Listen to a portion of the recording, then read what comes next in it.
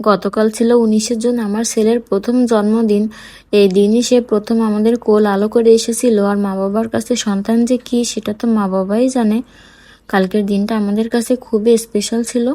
কালকে যেহেতু ওর প্রথম জন্মদিন ছিল, আমি অল্প করে কিছু রান্না বান্না করেছিলাম।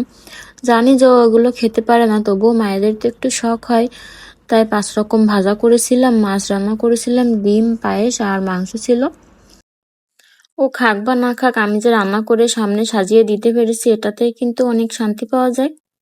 আমি যখন এগুলো গোছাচ্ছিলাম তখন আমার ছেলে ঘুমিয়েছিল, তো ঘুম থেকে ওঠার পরে নতুন ড্রেস পরিয়ে তারপর সবকিছুই ওর সামনে আমি দিয়েছিলাম সাজিয়ে।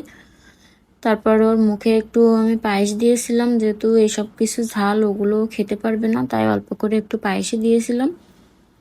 আমার কাছে সব থেকে স্পেশাল দিন এইটা, কারণ এই দিনে আমি আমার সন্তানকে প্রথম আমার কোলে পেয়েছিলাম।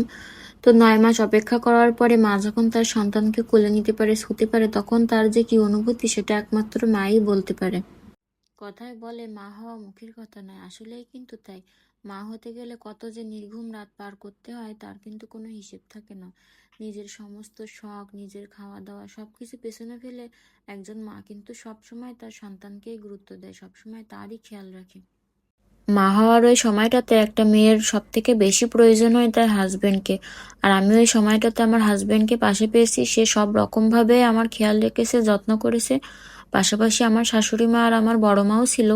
আমার শাশুড়ি মা প্রথম দিন থেকে আমাকে নিজের মেয়ের মতো করে আগলে রেখেছে। এখনও উনি সব রকমভাবে আমার হেল্প করেন।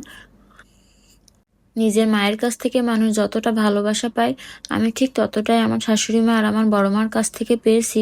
এরা দুইজনেই আমাকে ওই সময়টাতে নিজের মায়ের মতো করেই আমায় আগলে রেখেছিল। আর আমার হাজবেন্ড তো ছিলই, সে যদি না থাকতো তাহলে ওই সময়টা আমার অতটাও সহজভাবে কাটতো না। কালকের দিনটা আমাদের খুব সুন্দরভাবে কেটেছিল। আর সবাই আমার ছেলের জন্য আশীর্বাদ করবেন, ও যেন সবসময় ভালো থাকে, সুস্থ থাকে, ভালো মানুষ হতে পারে।